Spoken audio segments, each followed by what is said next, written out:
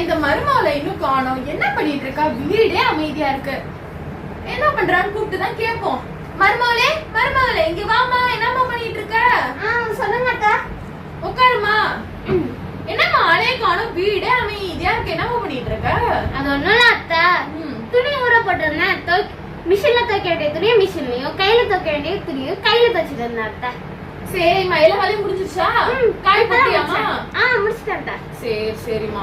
அது வேற ஒண்ணும் இல்லம்மா, மதியானம் என்ன சமைக்கலாம் அப்படின்னு உன்னை கூப்பிட்டு என்ன செய்யறேன்னு கேட்கலாம் தாமா கூப்பிட்டேன். உங்களுக்கு என்ன சாப்பிடணும்னு ஆசை இருக்கு அத்தை? சிம்பிளா செய்வோமா, சோறு, சாம்பார், ரசம், ஒரு பொரியல், அப்புறம் தயிர், அந்த மாதிரி வச்சு சாப்பிட்டுப்போமா.